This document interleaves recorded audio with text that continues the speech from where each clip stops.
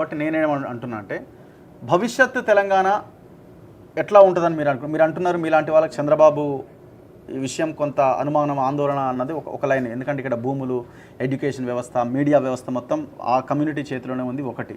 రెండోది, ఇప్పుడు 8 స్థానాలంటే బీజేపీ కూడా ఎంటర్ అయింది, చాలా బలంగా ఎంటర్ అయింది. వాళ్ళు కూడా ఇక్కడ తెలంగాణలో అధికారంలోకి రావడానికి ప్రయత్నం చేస్తున్నారు. బీఆర్ఎస్ ప్లేస్ని వాళ్ళు ఆక్యుపై చేసే అవకాశాలు ఎక్కువ కనిపిస్తున్నాయి. సో ఫ్యూచర్ ఏంటి అని మీరు అనుకుంటున్నారు? ఈ పొలిటికల్ ఫ్యూచర్లో మరి ఫక్త్ తెలంగాణ గురించి మాట్లాడాలంటే ఇంకో పార్టీ రావాల్సిన అవసరం ఉందా? వచ్చే అవకాశం ఉందా? రెండు జాతీయ పార్టీల మధ్యలో ఉన్న ప్రాంతీయ పార్టీ కథమైపోతున్న పరిస్థితుల్లో ఇంకో పార్టీకి అవకాశం ఉందా? పొలిటికల్ ఫ్యూచర్ ఎట్లా ఉంటుంది అని అనుకుంటున్నారు? ఎప్పుడైనా రాజకీయ అవసరం వచ్చినప్పుడు పుట్టుకొస్తుంది. ఎవరు అనుకోలే తెలంగాణ ప్రజాసమితి పుట్టేటప్పుడు ఎవరు అనుకోలే ప్రజాసమితి పుడుతుంది. అప్పటిదాకా కాంగ్రెస్ నుండే చెన్నారెడ్డి బయట ఉండి మా ఫాదర్ ఇసుంటోళ్ళందరూ స్టార్ట్ చేసి ఒక స్టేజ్కి వచ్చిన తర్వాత చెన్నారెడ్డి వచ్చిండు దీనిలో మూమెంట్లకు. రావోయి మరి చెన్నారెడ్డి, ఇకనైనా రావేమి వెర్రి చెన్నారెడ్డి అని, రావోయి రామచంద్రారెడ్డి, ఇకనైనా రావేమి మూగ చంద్రారెడ్డి అని ఇంటికాడ పోయి తిడితే బయటకు వచ్చిండు. అప్పుడు ఒక పార్టీ వచ్చింది, ఎస్టాబ్లిష్ అయింది, వచ్చేసింది. సరే, ఇక్కడ తెలుగు ప్రైడ్ అని చెప్పి తీసుకొచ్చి రామారావు యాంటీ కాంగ్రెస్ తీసుకొచ్చినాక 9 నెలల్లో ఆయనే గవర్నమెంట్ కు తీసుకొచ్చి వచ్చింది. టీఆర్ఎస్ కూడా ఒక అనివార్యమైన పరిస్థితుల్లో వచ్చింది. సో ఇక్కడ డెఫినెట్ ఒక స్పేస్ మాత్రం ఒక ఆల్టర్నేట్ పొలిటికల్ పార్టీకి ఎప్పుడైతే ఇప్పుడు వీళ్ళ మీద యాక్షన్స్ కనుక జరిగినాయి అనుకో, అప్పుడు ఒక క్యావోస్ సిచ్యువేషన్స్ ఏర్పడతాయి తెలంగాణలో. అప్పుడు వచ్చే సిచ్యువేషన్ ఉంది.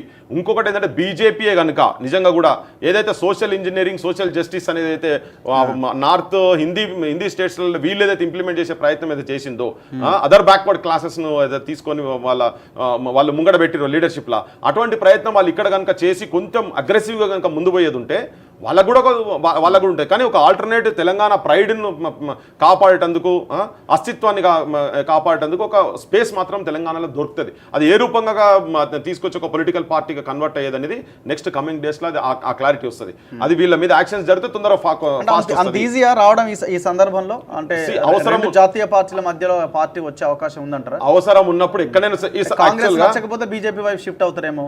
అంటే ఇప్పుడు బీజేపీ ఇక్కడ బీఆర్ఎస్ ఫెయిల్ అయింది కాబట్టి లేకపోతే బీఆర్ఎస్ సైడ్ ఉంటుండే కదా. బీజేపీ ఫెయిల్ అయింది కాబట్టి ఇప్పుడు రెండు అంటే ఆప్షన్ లేకపోయిండ్రు. అసెంబ్లీ ఎలక్షన్స్ లో కూడా నీకు ఆప్షన్ లేక కాంగ్రెస్ కోట్లు వేసిండ్రు. అది అందరికీ తెలుసు కదా.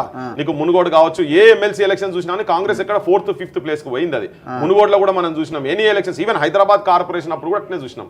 సో రీజనల్ పార్టీ ఫెయిల్ అయినప్పుడే నువ్వు నేషనల్ పార్టీ సైడ్ పోయింది. ఇప్పుడు ఇక్కడ రీజనల్ పార్టీ ఫెయిల్ అయినా కానీ నీకు ఆల్రెడీ ఇక్కడ రీజనల్ ఫీలింగ్ అనేది ఒకటి ఆల్రెడీ ఉంది కాబట్టి ఒక ఆల్టర్నేట్ ప్లాట్ఫామ్ కు నిజాయితీ పరుల చేతుల్లో ఆల్టర్నేట్ ప్లాట్ఫామ్ వచ్చేటందుకు ఇక్కడ స్పేస్ ఉంది, ఒక వాక్యూమ్ ఉంది ఇక్కడ. అది ఫిలప్ చేసేటువంటి ప్లాట్ఫామ్ మంచి వాళ్ళతో కనుక వచ్చేది ఉంటే డెఫినెట్ గా ఉంటది. దీనికి పెద్ద పైసలు కూడా అవసరం లేదు. ఏది ఈ పొలిటికల్ పార్టీస్ అవసరం ఉందని అవసరం లేదు. తెలంగాణ కొడుకు అన్నట్టున్నారు కదా, పార్టీ పెట్టాలి ఏదో ఆలోచన. గదర్ ఆల్రెడీ రిజిస్టర్ చేయించింది కదా. గదర్ ప్రజా పార్టీ రిజిస్టర్ చేసిండు. గదర్ కూడా ఇప్పుడు ఈ నేషనల్ పార్టీస్ తోని కాదు, ఈవెన్ ఉన్న రీజనల్ పార్టీ కూడా ఫెయిల్ అవుతుందని చెప్పి మా డిస్కషన్ లోకి వచ్చినప్పుడు వచ్చింది. అది అట్లా అనుకున్నప్పుడే ఈ రీజనల్ పార్టీ ఒకటి గదర్ ప్రజా పార్టీ అని చెప్పి రిజిస్టర్ కూడా చేసినాం. కానీ అనుకోకుండా తన చనిపోయే వరకు ఇలా పరిస్థితులు వేరే తిరిగి ఉండే. లేకుంటే మేము 10 సీట్లు ఇండిపెండెంట్ గా కావచ్చు, విత్ అలయన్స్ కాంగ్రెస్ కావచ్చు, లేకపోతే కాంగ్రెస్ మీద క్యాండిడేట్ అని పెట్టకండి, వైట్ పేపర్స్ తెలంగాణ ఔన్నత్యాన్ని నిలబెట్టేందుకు, తెలంగాణ ఆత్మగౌరవానికి ప్రతీకగా గోపలాని క్యాండిడేట్స్ ఉంటారు వీళ్ళని చెప్పని నిలబెట్టేందుకు ఆ గేమ్ ప్లాన్ నడిచింది. సో అది ఇంకెక్కడ అటు ఇటు ఏం పోలేదు. ఇంకా ఇప్పుడు ఫెయిల్యూర్ ఒకటే వస్తుంది కదా. ఒకసారి గవర్నమెంట్ ఫామ్ అయిన తర్వాత కూడా వీళ్ళు మొత్తం ఏ డిపార్ట్మెంట్లో ఎన్ని స్కామ్స్ అయినాయో కాంగ్రెస్ మొత్తం తీసి బయట పెడుతుంది కదా. దాని మీద యాక్షన్ తీసుకుంటే ఒక తీరు ఉంటుంది, యాక్షన్ తీసుకోకపోతే వీళ్ళందరినీ కూడా దొంగలుగా చిత్రీకరించే సిచ్యువేషన్స్ వస్తాయి. కానీ ఒక ఆల్టర్నేట్ పొలిటికల్ పార్టీకి మాత్రం ఇక్కడ డెఫినెట్ గా స్పేస్ ఉంది. పెద్ద వేల కోట్లు వాళ్ళ దగ్గర ఉన్నన్ని పైసలు అవసరమే పడాయి. ఇప్పుడు చూడండి, ఇక్కడ కూడా యాంటీ కేసీఆర్ ఓటుకు వీళ్ళు పెద్ద పైసలు ఇచ్చినట్టు కాదు, కానీ షిఫ్ట్ అయింది, ఓటు షిఫ్ట్ అయింది. అట్లా మన కాన్ఫిడెన్స్ ఇవ్వగలిగితే మాత్రం డెఫినెట్ గా ప్లాట్ఫామ్ ఉంటుంది.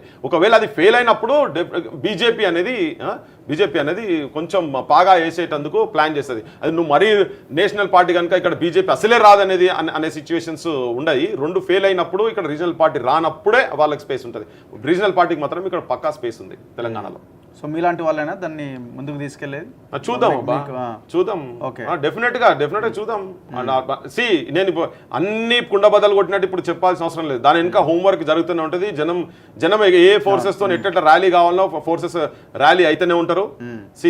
నువ్వు ఇంటెలెక్చువల్స్ నిజమైన వాళ్ళు అందరు కాముసి కూకుంటే you will be ruled by fools అనే లెక్కలు ఏదైతుందో ఇప్పుడు అందరు కట్టినారు. కానీ ఇలా తెలంగాణలో ఉన్నటువంటి